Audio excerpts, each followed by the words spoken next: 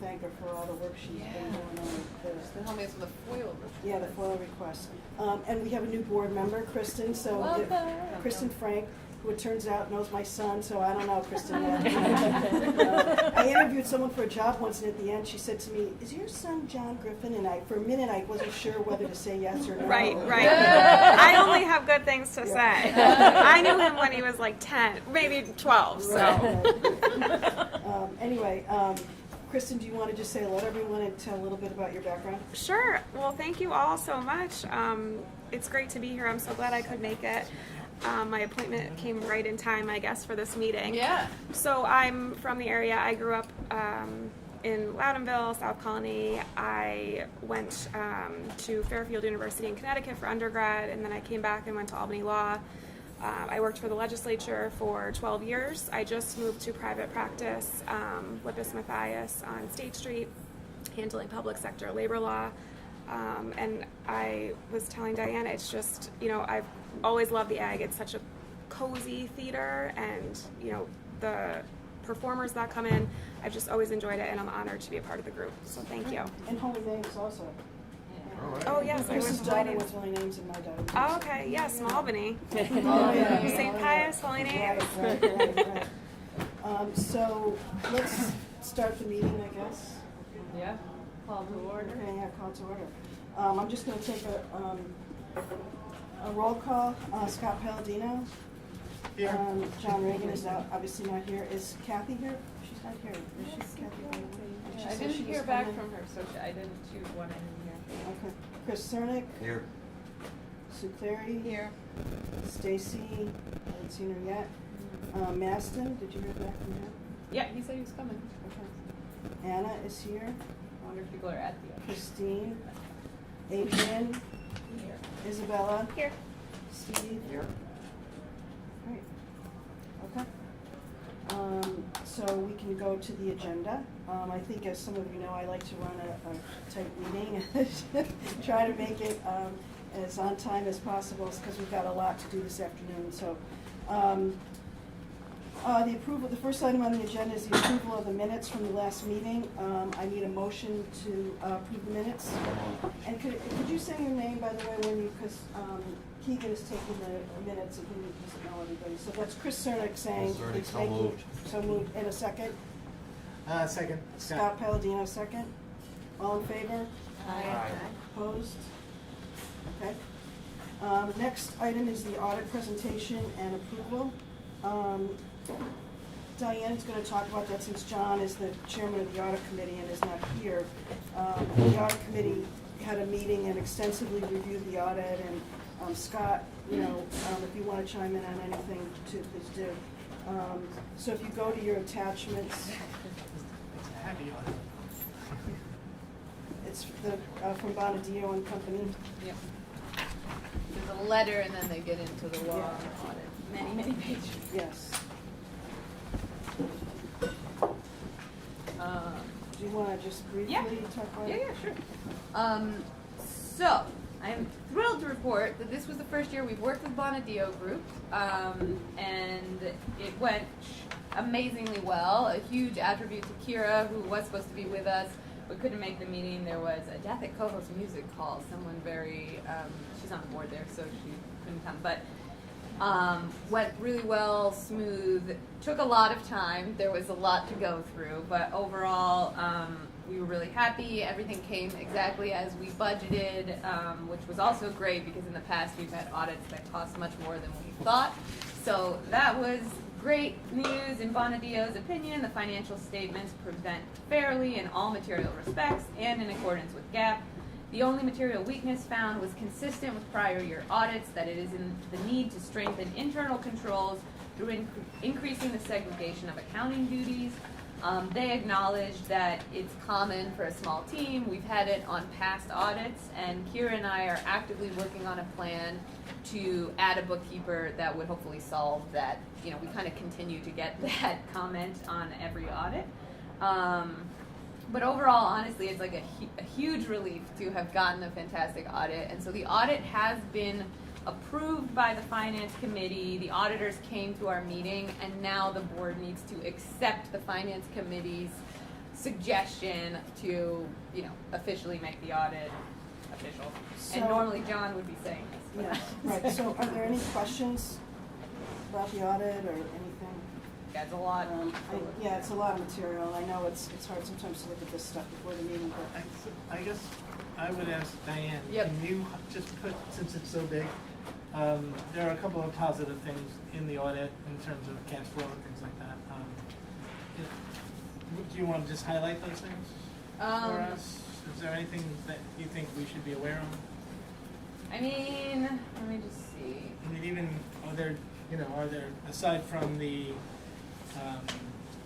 internal controls, is there anything else they pointed out that we should The be main aware thing of? is that our cash is in good shape. Like continually they were like, you had a surplus, which is amazing. Your cash reserves are high. So from a like cash flow perspective, they were very happy with that.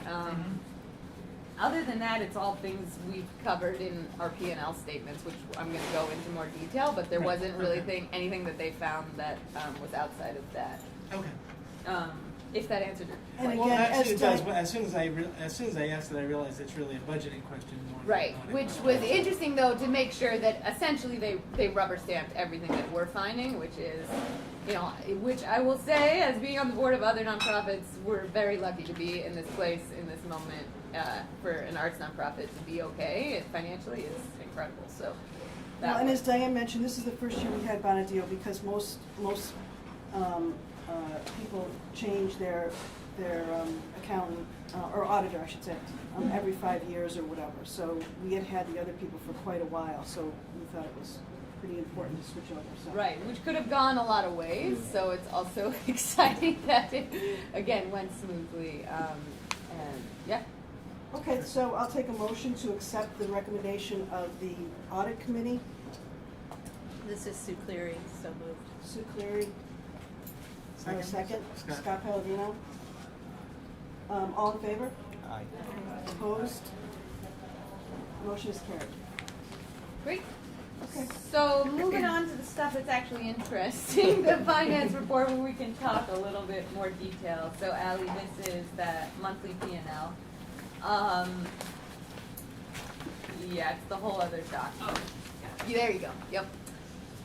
So overall, we're doing great. So not to jump to the bottom, but big picture, if you look at the net income, we had projected a $97,000 surplus at this point in the fiscal year. We're at $130,000, so we're about $33,000 over where we thought we would be, which is great because we are officially now in the months where everything gets scary and red because we have no earned income. So that's amazing. And now what I'd like to do is just go to the beginning of your packet, and I'm gonna point out the variances. So if you look, you'll see actuals versus budget. This is April through August of this fiscal year. So just to orient you, our fiscal year goes through March 31st. And what's incredibly unique is that we are not doing any programming until January at the earliest. And that is what we've projected in terms of monthly projections. So happy to report that we're in a good place. So ticket revenue and rental income were both pretty much on budget. You can see they were both a little bit more than we expected, which is where you want to be. And if we had looked at this per monthly, you would see we had a few months that were shy, right? We didn't have as many shows as we had hoped. And then Dionne Warwick blew us over the top. Very successful. So again, I've shared this with most of you, but that was a big learning moment for us. We spent a lot of money on an artist. We charged a high ticket price, and we made money. The model worked. So that's exciting to know that. It doesn't work every time. We're not, it's hard to get the artists that are that name recognizable and a guarantee kind of, you feel confident about ticket sales. But that's fantastic, and I'm happy to see where it washed out. The handling charges being below what we thought were in the range, but it is a little bit weird since our ticket sales were so high. So me and Kara honestly are still looking into that. But you can see we're at about 80% where we wanted to be. The credit card charges, this number is way out of whack because we switched ticketing systems. So in Theater Manager, we charged promoters 4% to cover our credit card processing fees. Now that we've switched over to Tixer, we have passed that charge on to the consumer. So essentially we budgeted for no credit card percentage income, but we still had some because there were some shows in theater manager. So don't get too excited about 227% above what we thought. Egg merch, I'm not concerned about this, but it is a good learning curve. You can see right here, you all got tote bags. We've made about $1,100 in there. We have a ways to go. We may or may not hit it, but it does inform us to set realistic expectations for what our merch sales will be like. In general, your goal is you want to make back what you spent, right? And it's pretty hard to make money on it. So I imagine this will take us a while to build up, but it's a good reality check. Marketing services, so this is a new revenue source. So when I took over, we used to just, any promoter that wanted us to email our people or post to social media about their show, Peter would just say, yes, okay, fine. We now, with Allie's help, have instituted a whole program where we charge promoters, and it costs a couple $100 if you want to email our 84,000 email subscribers, and it sells tickets and they want to do it. So this is another, I'm pointing this out, and it's a hard thing to predict, which is why from a budgeting perspective, we're 355% over what we thought, because it's a guess. It's sort of hard to say like who's going to buy our services or not. But again, we're learning from this, and what we're learning is there is a demand, and it's a great service to offer rather than just giving it away. The next, so you can see we're pretty much on budget for total contracted and rental services. Moving into unearned revenue, 443 grant and foundation income. This is below where we thought because 150 grand is part of the Market New York grant, which has not come in yet, and that's just because it's a reimbursement grant. So it's not that we're way below where we should be for grant and foundation income. It's just that chunk of money, we haven't gone through the process. And Diane, it might be useful for you to just talk for 1 second about the fact that Hey, they've really, hey Well, Stace. Sorry, I was at the egg. Oh I sent an email, no! they're not letting me in because Oh they say the my church God. is part. So I looked and I was like, okay. Stacey, I'm so sorry. Well, you missed a shout out. Me and Mary were both thanking you profusely for all your help with the FOIL request. Oh, yeah, before- 117 pages. Love it. Oh my God! All right. Above and beyond, Stacy. Yeah. Yes, The egg sorry. traditionally had not ever gotten grants or sought them out, really. Yeah. So when Diane came on board, one of the first things she said was, how come we don't have any grants? And I was like, I don't know. So anyway, she's been doing a really great job with that and trying to get us some grant money. And we're trying to set up a meeting now also with the Council on the Arts through the governor's office and try and talk to them about other opportunities. So. Yeah, so in this, I would say everything's pretty much on target. Another line to point out is the 450 line, fundraising, event, and seat campaign revenue. So this line includes seat campaign purchases. So you can buy a plaque on a seat for $1,000 or $500. I'm happy to report we've made about $21,000. And then the other revenue there was from our Dionne Warwick reception, which again was new for us to do something like that. And I would say again, we're learning, we're building. Every time I talk to a potential donor, they're like, wait, aren't you funded by the state? What do you mean? Why are you, And so it's really going to take years to tell the story of, yes, the state supports us. We exist on the plaza, but we are a nonprofit, and we are tasked with raising our own funds. And so putting some effort there to continue. And just to a tell funny that story, and I don't know if I told you this, but, so I invited Karen Keogh and her husband to come to the Dionne Warwick concert. So they came and we were sitting with them. And her husband, Mike, sits down and the arm on the seat is broken and comes off. Yeah. Oh, yeah. So I said, see Karen, that's why we need the money. Yeah. That's happened to me, Scott. I think you were at the show where I was Yes, talking from the stage, and I'm like, yeah, so we're gonna replace the seats, and like literally somebody took an armrest off. So yeah.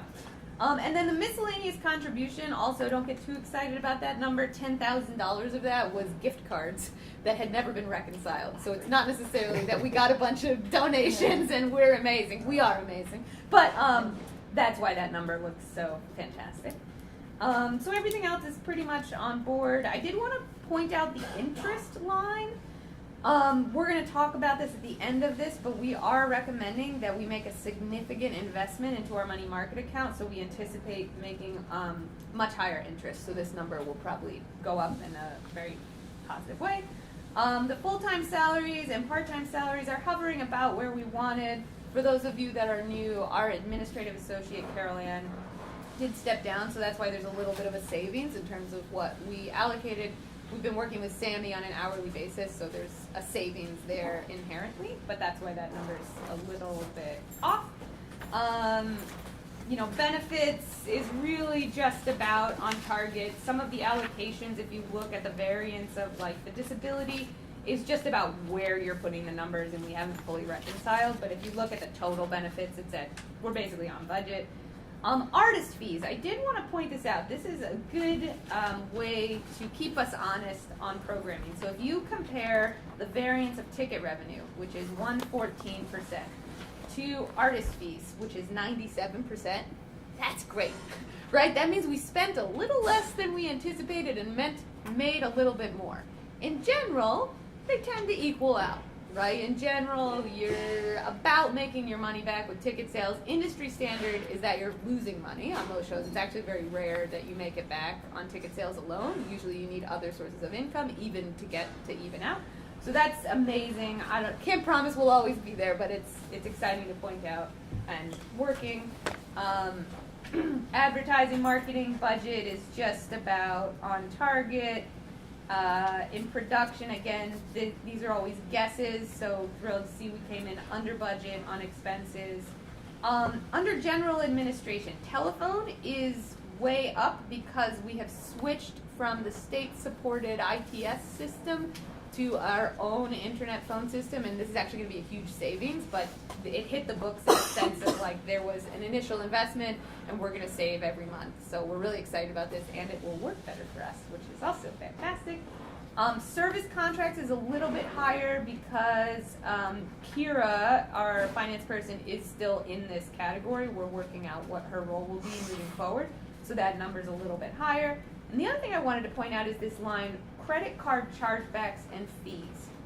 So this is something that Kira and I uncovered that has been going on for years. And those of you who've been on the board longer than me, I don't know if this is something you've heard about, but this is when someone buys a ticket and then they don't pay their credit card. They go to the show and they just tell their credit card company, oh, I didn't want to go to the show, or what, I don't even know, but they don't pay their bill, and then the money doesn't come back to us. So this is happening across the industry, a huge issue. We looked into our own numbers, and this goes back many years, but we did a 5-year report. So in 2020, we lost $68,000, 2022, $54,000, 2023, $65,000, 2024, $95,000, 2025, $91,000.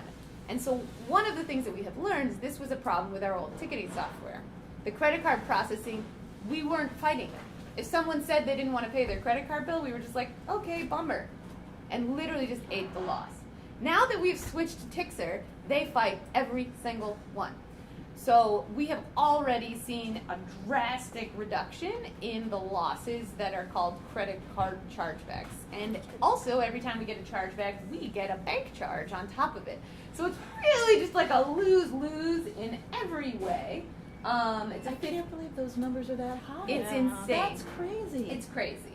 Wow. And Kira and I literally just uncovered this, and it's, you know, it should have been a main motivation of we have to get off this ticketing software. I'm shocked it was never talked about or brought up. Don't be shy. Yeah, okay, great. Yeah, 2 years in, now I'm less shocked, I'll say that. But yeah, in Kira and I's projection, we are seeing it. We are predicting at least a 50% reduction. It is a problem across the industry. So National Independent Venue Association, NIVA, this is a hot topic amongst all of us. Insurance companies are trying to get in on it. There's like, but at the very least, at least we have a ticketing partner who's fighting every single one. And we will see, we're going to be clawing back some of that money. But it's a problem, but that's why this number is so huge. The audit, it shows up like we're over budget, but we're not. It's just that we've paid our bills on time. So when you look at the whole fiscal year budget, we're actually like $500 under budget. We budgeted $25,000 for that, but that's a variance that you see there. Let's see if there's any. The other thing to point out is this is the first budget that we've had with a contingency. So under other expenses, that 1% contingency. I'm happy to report I haven't had to tap into it, but just a reminder for all of us, it's a very helpful thing to have. I'm glad it's there. We may need it at some point for various things.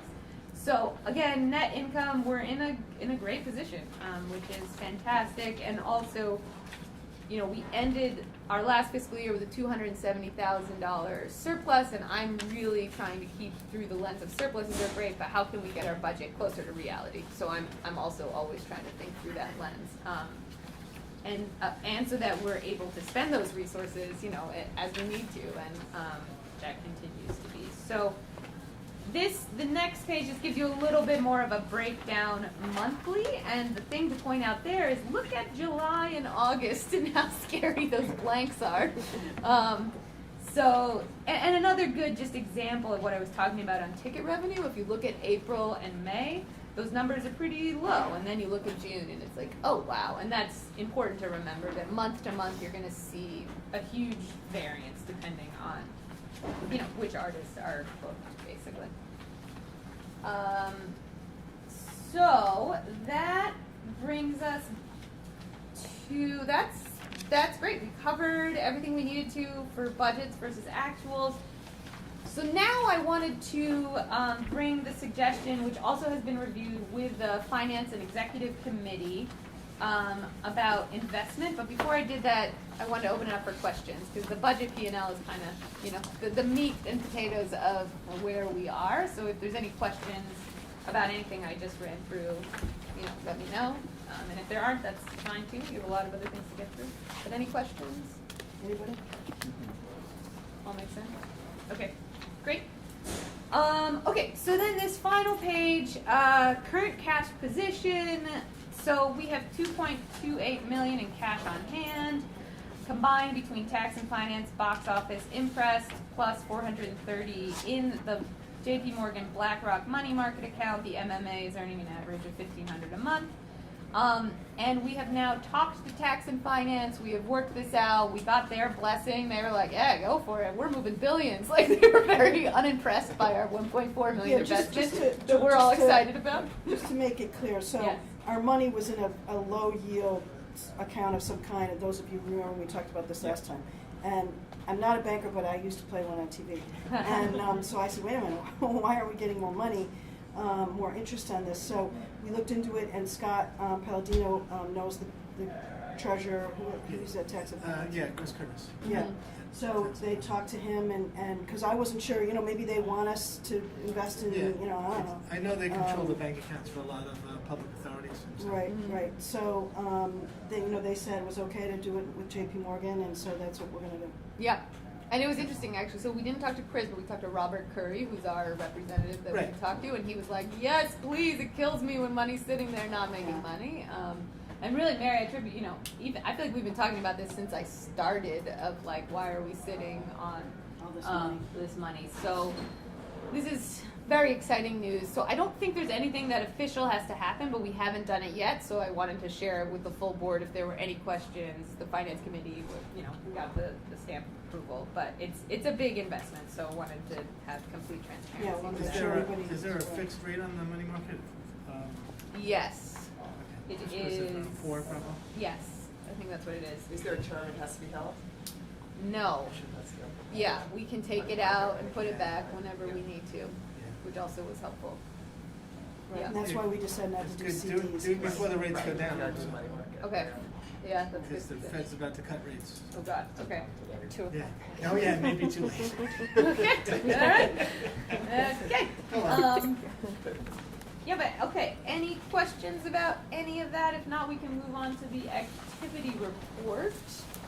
So this is something that we include with every board meeting, gives you an idea of how shows are doing. A few things to point out. Sasami is a great example of a younger, hip artist, very hard to describe her genre. She's amazing. We had a very small crowd. We didn't actually lose money, but we got incredible press. We got an amazing write-up in Times Union. It has given us street cred with all these booking agents who are like, whoa, you had Sasami at the Egg? That's awesome. And everyone who was at that show was like, this is awesome. Can you do more of this? So it's a really good thing to remember that at our core mission, right, we are not a commercial performing arts center. We are a nonprofit, and we got to continue to take risks and do that. So it's a good thing to point out when you're like, yikes, you know, we always want a full house, but it's important to remember that we're always going to have shows like that, or we should be challenging ourselves to have shows like that. when we can. Another thing to point out is our open house, which was part of our Last Hurrah programming. Just such an amazing, successful moment for us. We had over 1,200 people through the space, many of whom had never been here before. And you could really feel the energy in the room. So that was huge, exciting moment for us. And when I talk about grand reopening, we're just going to keep doing it. We're now committed to doing 4 open houses a year. We were able to secure some funding to do it, and we're going to bring arcade games into the Egg 4 times a year. I had a lot of people say that was like a favorite, and they want it back. So. I love that. Awesome. Yes, we've been, it's sort of a ripple effect of the goodwill that gave us, and it's amazing. Yep, and you can see, again, our rentals fall into different categories, right? So some of our rentals are public facing. They sell tickets through an outside promoter like Emporium Presents. That's a good example. And then many of our rentals are community organizations or SUNY, right? So it's like there are no tickets sold. They're renting our space. What Emilio and I are actually working on now is a real analysis of what do we want our rentals to be? What is the ones that benefit us the most from a revenue perspective, from a public-facing perspective, and I will say that analysis is far from done, but it's a really important question to be asking, and we're lucky that our rental program is so thriving, but there's a lot of shifting strategic moves we could make to be even more intentional. And we make the same amount of money on rentals, whether there's 17% of the theaters filled or 100%. Exactly. That was going to be my question. It's a great question. So yes and no. So on a ticketed rental, we get $2 per ticket. So we want to sell out because then we get that $2 per ticket. We make more money on the bar if it's a sellout, right? So it's definitely in our interest to have more.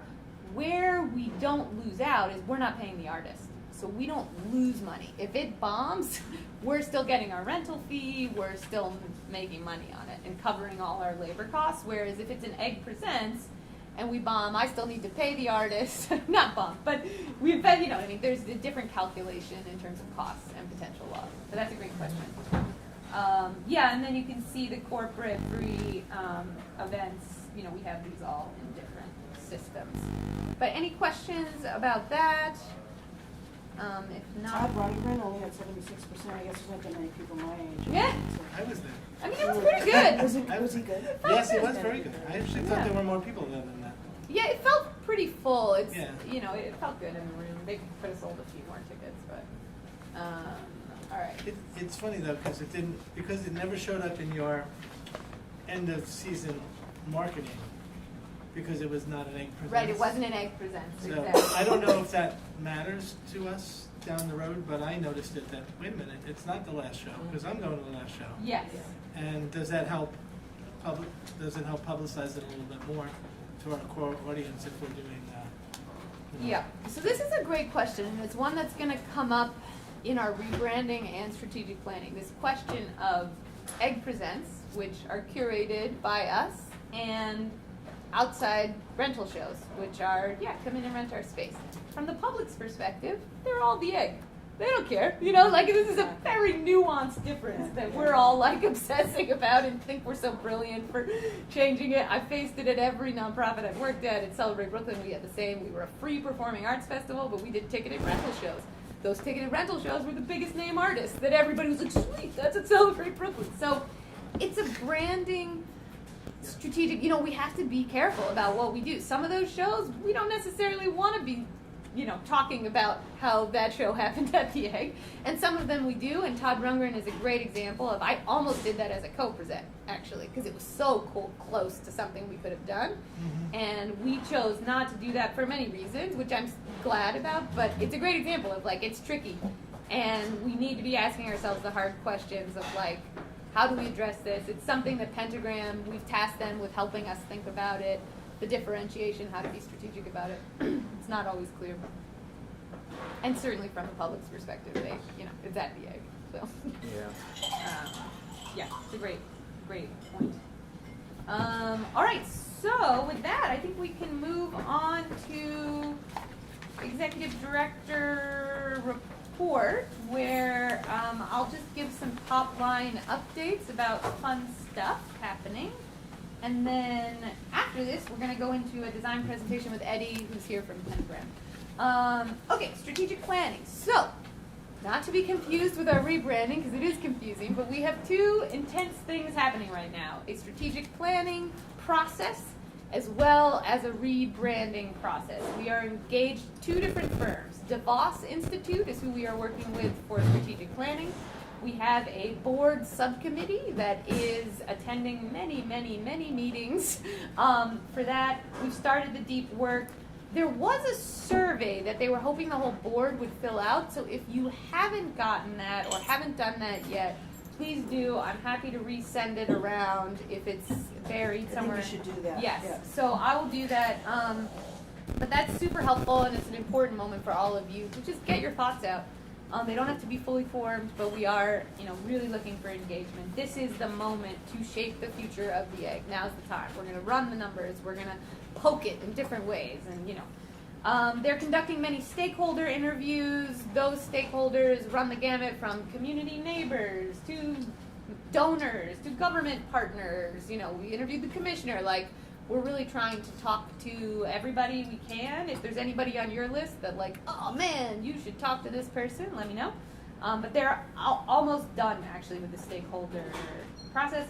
Capital project update. I think I can say out loud that we're on time. I'm gonna knock on all the wooden things. But thrilled to report that the projected completion date is December 19th. Now, that means that once they're done, then our team gets in, and it's going to take weeks before we're ready for the public, but our goal is to be available to the governor to have her come back to do her State of the State, which we are targeting around January 13th. So that's very exciting. The other snag that happened was there was some portable lighting equipment and consoles that the state couldn't source through their contractor. We found a great workaround. We're going to purchase them directly and get reimbursed, and we have a system set up so that we don't have to front giant amounts of cash. We can get the money in our bank account, so we feel confident about that. And the next phase is, so what's also becoming really clear is that backstage is in rough shape.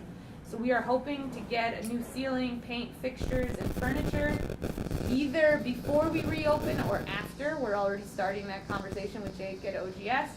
The concessions. So currently our concessions is run by Old Daily, and it just was not thought out. So we're going to have this fancy new lobby, and we don't necessarily have a clear plan for what is our bar and area going to look like behind that. So it was not part of the project, so we're probably going to have to get kind of DIY on it, work with Old Daily to make it look relatively good, and then we'll work hopefully with an architect and go through the kind of state process to make it really feel consistent with the lobby.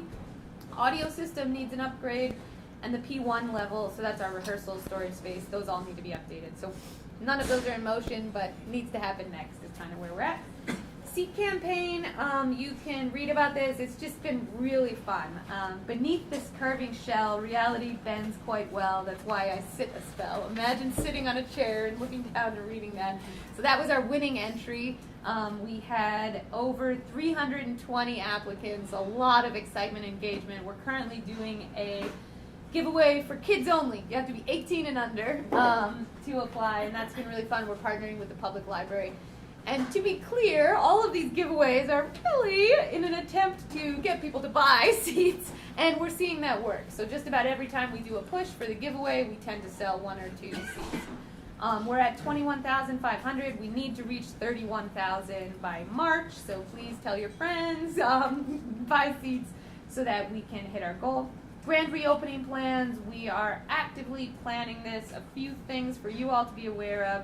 We are planning a ribbon cutting ceremony that will happen in January as soon as we get the green light that the building's functional. So at one point our thinking was we need to do what we did with Dionne Warwick and have a big artist and da la la la. Too many things are in flux for us to know that, so we're going to do a very simple ribbon cutting. You'll all be invited. We'll invite the key stakeholders, government folks, etc. that need to be there. And it'll be a very simple pop-up event. And then we'll do our big hurrah in grand reopening in March. We are doing 4 open houses a year and Family Circles, which is a free program at 2 p.m. in our lobby. We're going to do the first Saturday of every month. And I'm thrilled to say we've gotten funding for both of those. So that's exciting. And then we'll be doing lots of, sort of regular programming. But it's exciting to have a few tent poles that we can start building on. Diane, between the governor's Yeah. state of the state and the grand reopening in March, is there any activity in February? Yes, there's a few confirmed rentals, but no egg presents Okay. yet. We almost went for something, and then we're like, no, let's stick with March. Doesn't Caucus use it too in February? Yes, they Yeah. do, although they've been using the convention center more than us, but yes, we usually do like their The VIP, VIP, yeah. yes. Yeah. So hopefully, I don't think it's in, I don't have it on the calendar as of right now, I don't know. yeah, but yes, exactly. So our goal is to be able to say yes to Yeah. those things without taking the risk of we're paying an artist, but all signs are pointing to like, we should be good to go. So that's where we're at. Any questions, thoughts on any of that before we hand it over to Eddie for design presentation? It's just Yeah. So, Please. your first big splash as a performing arts center, theater, whatever, would be with a rental as opposed to an egg presents? It's a bummer, right? So Yeah. this has been the big debate of like, how do we sort of deal with it? Because the other option is we go all in and try and book an artist for a date that we don't know what it is. And it's hard enough to get a big name artist that I couldn't justify taking on the risk. And it's not the kind of thing that it's like, yes, Dionne Warwick, you're either going to play January 8th or March 14th. And so when we weighed the pros and cons, we were like, it's better to have this sort of soft opening. We'll claim it with the ribbon cutting. So we will be the first people to ever be there, and we're gonna cut the ribbon and get the press photos. But it is kind of a bummer. There's Yeah. no way around Okay. it. Yeah. Sue was asking me if there would be an opportunity for the board to tour the site. Yes. And I know the contractors are kind of picky about that. Yes. So we have been banned from any tours until they get to 90% done. Which I'll reach out once that happens, and I think that would be really fun to have a board walkthrough. Actually, let's make sure we write that down, and Yeah, we can schedule it in. And maybe the DOB guys, Yeah. you know. Yeah. Even I've only done one walkthrough, and it was a big deal just to get me in. Wow. They didn't want me in there. Just a quick on the concessions. Please, yeah. Do we have the contract with Old Daily end at some point? Yes, Is it month to month? we actually Is need it to do yearly? a new contract with them. Okay. Are we happy with them? Yes. That's my question. Yep. Yep. Yep. Good question. Awesome. All right. Any other questions? Or I see Eddie waiting in the wings. We might hand it over to you, Eddie. We're ahead of schedule. Which is great. I like love that. this. This is amazing.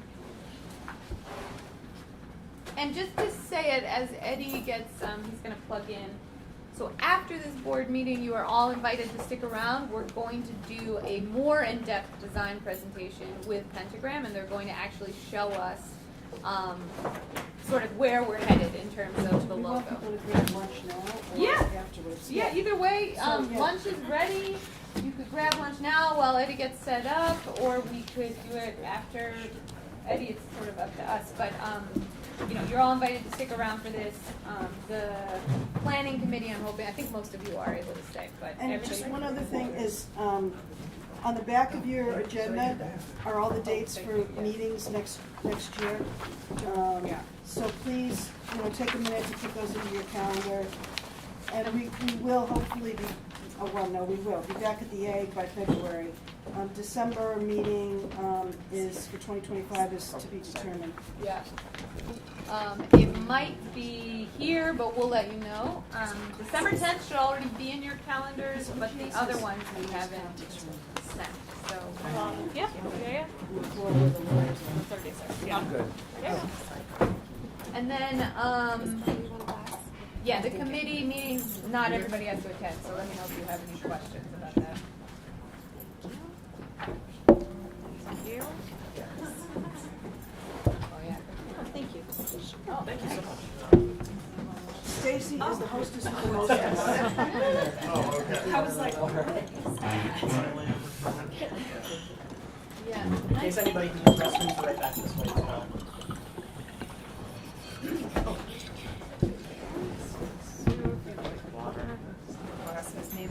Want me to pour it for you? oh my gosh, thank you.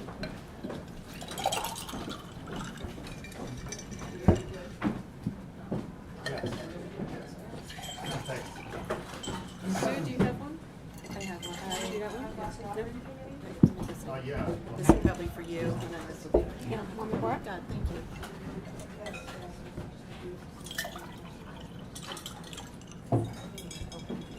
Thank you. Sure.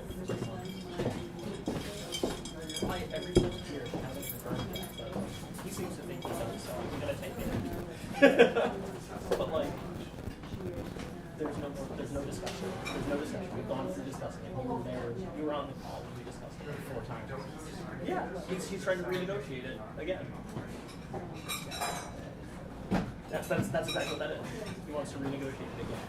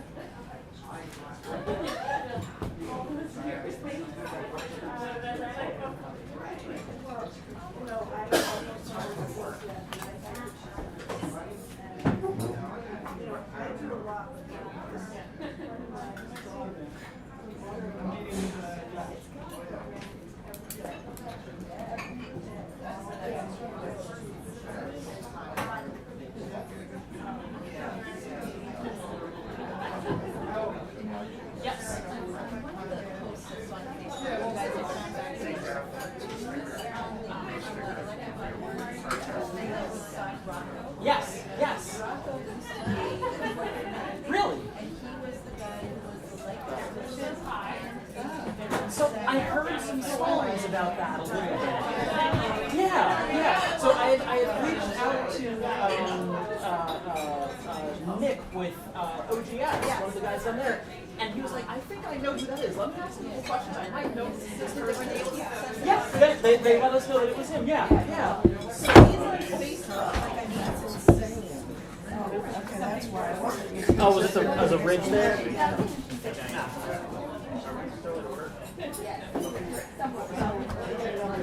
Great. It's not fine. We are, yes. The Sonic presentation is part of the really important.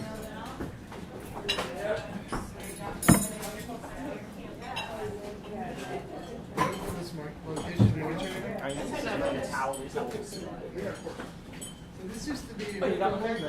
We've got one there. Yes, yeah, and then something else in between that. Well, he didn't sell it, it was another stuff. What was their chef? Oh, he was their chef. Yeah, New World, it was kind of a joint venture. New World. Yeah, because he had a place down in Strawberries. Yeah. It was another place because they were. Yeah, of course. And then Scott and wind up. I don't know, I would not think someone else had a chef. I got water. But hot water? Yeah, I did get, you got me hot water. The rest, yeah, right? That didn't Yeah. work out. This used to be a First I thought it was still, my first reaction was this is the egg, and I was like, what? No, it's not. Yeah, as we were getting set up, Diane and I were having that fear of, oh no, I hope everybody got the message. We're not going to miss anybody there. Yeah. We were somewhere else, and that's why Yeah. Well, Stacy did the same thing. I didn't go. I was gonna stop and get up. We had a great Been here little one time before. studio place downstairs in the building. Oh, you do? 10 years They did ago. a great job, so I was gonna go. From Curb Your Enthusiasm. You know who she is? She was she and her husband have a place in Delaware, or did at the time.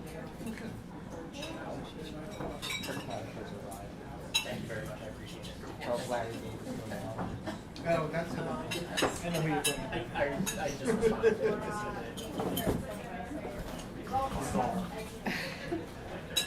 Yeah.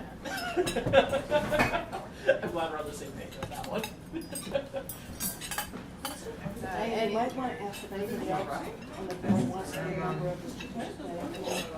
I mean, just to make sure. Yeah. Yeah. Oh, that's right. But by winning the primary, she's like, shoot. Well, this, and all of them.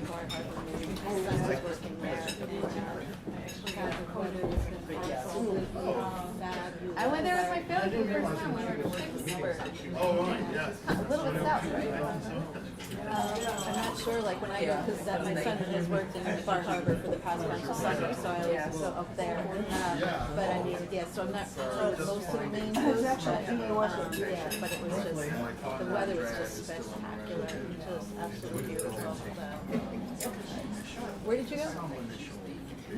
Pittsburgh. And where is that? Is it near, Like Portland, or is it? yeah, it's like north of Portland. Okay, Like an hour and a half. so it is way up there. Yeah, It's totally up. Yeah. So, It's gorgeous. were you on the cruise? Yeah, we stayed at this place right on the water. Isn't it just like breathtaking? Yeah, it is. It's so funny because we're such city people where it's like you leave New York City, you go upstate, and now like, wait, we live in upstate. So where do we go? And it's like you go to Maine. We ran into so many of our friends from Kingston. It's like that or Cape Cod, right? Everybody goes. Yes, also true. Yes, that is actually true. All right, Kristen, don't get too used to these fancy lunches. They're not usually this fancy. I know, when you said, you're like, this is a fancy one. It's a good forced board meeting. I was saying, is this just The for other lunches me? are good too. You got the cookie, the soda. Yes, it's all all the good. cookies are coming for the design presentation. We're Oh, trying to okay. entice people to stick around. The cookies are after. You have to stick around for those. Kristen, were you and John? You should include this into your budget. No, he was maybe 2 years older. Board line right there. Okay, so I was a year below Jen. Okay. More Yeah. cookies. I've heard stories of like when times were really rough and Peter and he was working with the board and it was like we have to cut something and he cut the board's lunch or something. Did you hear this story? I'm trying to think who's been here long enough to hear. But then the board was like, no, don't cut the lunch. Like, don't make us sit through this meeting. You can't take this much time out of your day and then have to go eat lunch. Like, it just doesn't work. You know? How much did that say? Not very much. That's the other thing. It's like that's not the. All right. Let's see. So we are still in a meeting, publicly. So if that's all right, I think we should probably hand the mic to Eddie to get going. Sue, can you hear from over there? I just want to take your time. Okay. Do I have to also share my screen as well? Ooh, Kyle? Together? Yeah. How can he share his screen on the Zoom screen? It's now only showing up on this one. Maybe just share it, right? Yeah, if you go share your. Yeah. Your food is nicely compartmentalized. Just the way they had it out there. So it's very nice. There you go. Well, actually, 1 second. I just there's a motion. All right. Well, while he's getting that set up, I'll give all of you a little bit of background. So, I was actually reflecting, Mary, on how I think it was during the interview that I was talking about how something I identified that the egg needed desperately was a brand refresh and a new website. That was like clear to me before I even had the job. And so 2 years in, it's really exciting to be in this position where we did a full RFP. We had over 18 applicants. Of course, Stacy knows them all very intimately now. And it was very competitive. We narrowed it down to 3 firms, which I reported all this at a past board meeting, but just Pentagram has been such a dream to work with every step of the way. We feel so lucky to have you all as creative partners. I believe strongly that this process is going to project the egg to another plane beyond just Capital District. So, right, big picture, the egg should be on the same level as architectural wonders of New York State. And Pentagram has also defined that, and they're going to identify that. But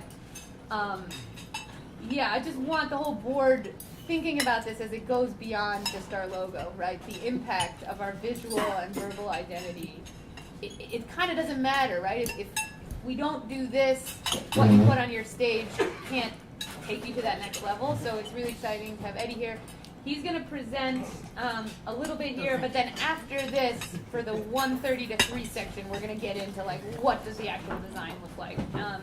And again, so the committee is hopefully staying for that part, and you're all invited to stick around if you have the time. That will go until about 3 p.m. depending on you. But yeah.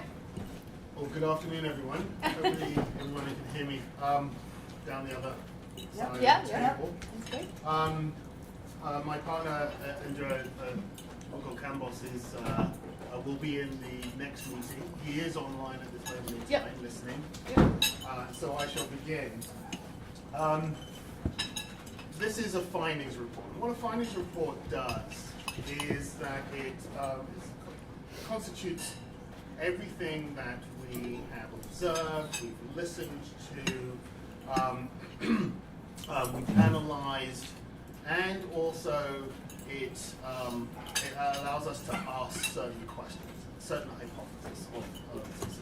And so I'm going to lay out the aspects of the context towards this particular presentation and go into the analysis of it in the next slide. So one of the great things that we've done is really had this important opportunity to immerse, literally immerse ourselves, come up to Albany, really be part of the conversations and aspects of the community, the staff themselves, and aspects of leadership. That has been an imperative aspect to what we have defined. One of the things is that we are sort of symbiotic with the Plaza ecosystem within the aspects of the network. The idea of actually going through the egg, understanding and navigating into this particular environment was actually a really interesting and also pleasant surprises. And also how the community and other guests sort of interact within these particular spaces. So it allows us to fundamentally, as I stated before, immerse ourselves within the aspects of the offerings and experience of the egg. And so what we've tried to do is, synthesize all that we've learned into a digestible form of a design hypothesis that we need to utilize to guide us through the work ahead. Right? And it's been exceedingly diverse. Of course it's going to be diverse. But what we're going to hear is going to be diverse, right? On what the egg is about. If it wasn't, then we wouldn't really be here. And that's an important sort of factor to have. The idea that it's exceedingly iconic, that it's a place that being called the egg. Why is it that? Is because of the aspects of the form. And is this also a state-based venue? These types of things have sort of coalesced into what we are calling these tensions, these sort of 7 tension aspects between, and it's a sort of duality that's going on with the tension. The state and the aspects of the community, the aspects of ownership, right, is there. And also place and understanding. The idea that it's public, but also, yet can it be also intimate at the same time? From the architectural aspect, or you could even say more so it imbues the idea of the environment at large, this terminology of brutalism against the aspects of warmth and the approachability. The idea of the iconic, but yet nobody understands that. What is that? Where is that? The unknown, the locality, the aspects of destination. How can we sort of build that aspects of a bridge. The underdeveloped and the aspects of revitalization of Albany is underway, but yet there's aspects of tension there. And also understanding the fundamentals of what high art to the ideas of just vernacular aspects of language really is. And you're playing on all these areas. You're playing with these areas. So we have to create a balance. We have to create a bridge, not a wall, for the community to understand that in general. Oops. And so for us to sort of break this down even more so, we've created these spheres of understanding. Right? So we have the understanding of the egg, the sort of central core of what we're dealing with, the plaza, Albany, and the state. But, and I'll talk about that momentarily, but we really need to get into the crux of these particular arguments, and also these aspects of investigation. And what we've observed and what we've listened to, heard from you, is these 6 key themes. And I'm going to go through these themes one by one to demonstrate the specific points, the specific statements that we have, and also questions towards that. How can we create, or how can we use, or how can we capture specific things? And so let's start off with the first theme. Right? Your architecture is iconic, absolutely 100% iconic. There are no straight lines in that bad boy. It's exceedingly important to understand that. But here's the question, right? And there's the tension of that. Can we create an identity which captures the impact of our architecture? That is a question. And the standard assumption here of there's no straight lines will equal indefinite sort of shape. How can we define that also? And to carry that over, you have, over the course of time, and we have gone into the depth of your archives, right? And we'll talk about that. To look at the representation of the architecture, right? But it seems that it's only captured in sort of one view, right? Now that's interesting, because when you sort of look, and that one view is not so much an egg, but more an egg cup. And thus, it doesn't establish itself on a visual iconic aspect of communication, more on an architectural point of view rather than a visual communication point of view. And so if one actually starts to look at it from the point of view, or means the question, can we draw a more direct version of the thing? But where does that come from? It really comes from that aspect of the bird's eye view of the shape. There's a constant, an immediate recognizable egg. And so these may be obvious, but that's what we need to grab and to start to utilize. Right? So we're asking ourselves these types of questions. And so we also have to understand it on a typographic level, right? What we've done, as you can see on the left-hand side, is sort of indicate a few examples of architecture as icon and the potential infusion of it through towards a logo. The bottom right one is actually a pentagram design for the new Guggenheim Foundation structure. And it's not just that iconic building that's in Manhattan, it's the whole venture. But that's the issue. We have these particular tensions between the typographical and the architectural. How can we explore that? Right? And so we're going to the next and that's the aspects of personality. Your name is full of personality. It's amazing. Every time we're in the office, myself and Madra, people will say, well, what are you working on? You're working on the egg. And they're like, whoa, what's that? Right? How comes I haven't heard of that? And so it's imbued with personality, right? Your architecture is your name, right? But also, and don't take this the wrong way, and it really goes back to the idea of building a bridge, not a wall, and the connection of can we use our name as platform verbally to imbue our identity with humor, right? And so humor is not sort of like spewing out jokes each and every time and seemingly comical. No, it starts to define very softly a potential personality. It starts to allow you to gain a frame of personality that you can start to add towards, right? And so, previously from a historical standpoint, there have been these types of puns, yes, of course, and extravaganza is one of my favorite ones. Shell off, the egg will be cooking. And I had one the other day, and it was like, welcome to New York. These particular things are really important. But they are just the tip of allowing people to get through that door of understanding, right?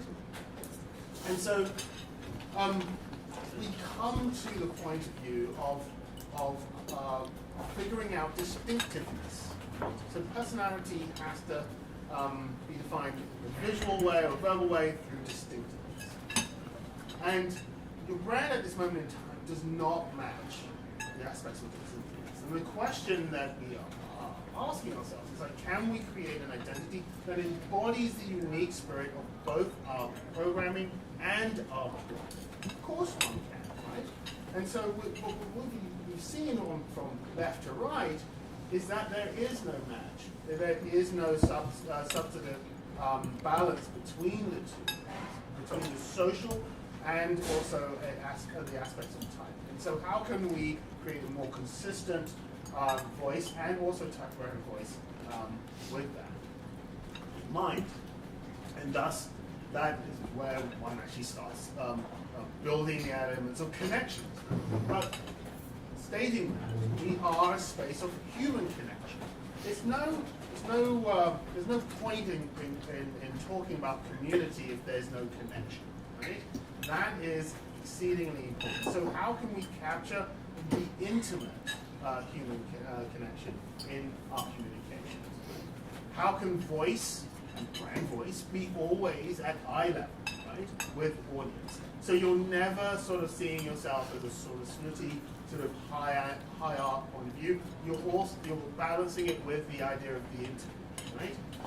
Always being inviting to partake within aspects of conversation. We've seen that, right? But it also needs to project itself out into the communication world as well, a little bit more. On the left, we found some sort of interesting aspects from the archival elements from 1978 in the Evening News. The idea behind the spherical shape, according to Byron, was to get people just as close together as you can, right? Something which he said is not fostered by traditional square theatres, right? You are not a status quo, and you don't want to be, and that's the attractor, right?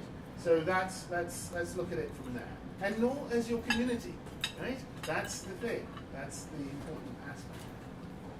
And you started off as a meeting center, right? You still are that. And with that being said, we come back to that symbiosis, right, with the plaza, right, and the concourse ecosystem. And again, talking about that connected thread, that sort of red thread that needs to be taken all the way through everything that you do. And that also includes the overarching aspects of the environment and applying communications to that environment. Right? So the existing signage and environmental graphics don't really have that feel. They're in line with the size of the specific the shape of the space. Right? It's struggling there's a lot of friction. And so questions are, can we create a continuity of experience in the concourse, right? And inside the egg, right? That is really a must. That really aligns what that's going on from the actual facade. And can we create an identity with wayfinding design, environmental design at its core? And to state a little bit more, we have these golden opportunities to activate, to really activate and give a more graphical presence to the plaza, right? At specific times. It's not going to be always on. Right? So that's an important factor.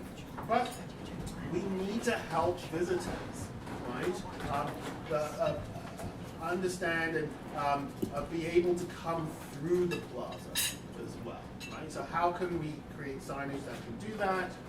And also, how can the eggs spill out onto the plaza graphically and create an even more empowering sense of place.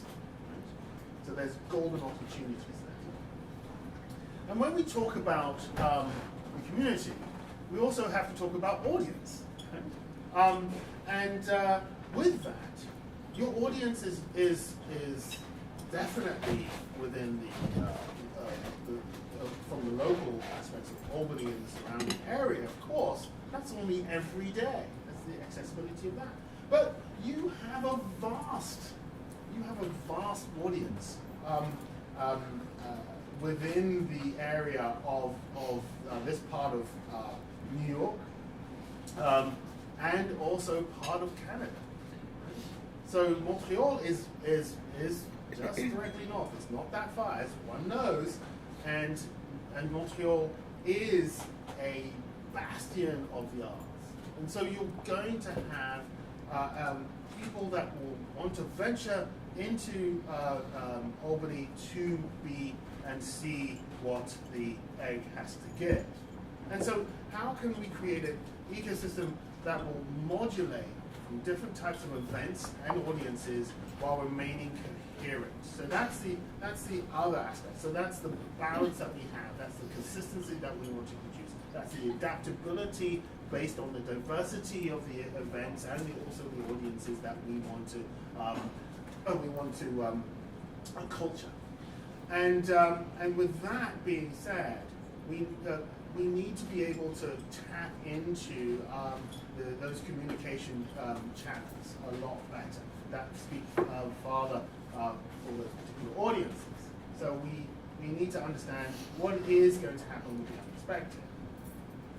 And so, leaving those key themes aside for 1 second, we also, and this is a much more truncated version, an executive summary from what we have built up. But in all honesty, if you would like to see the end document, I'm delighted to show it to you if you have that time.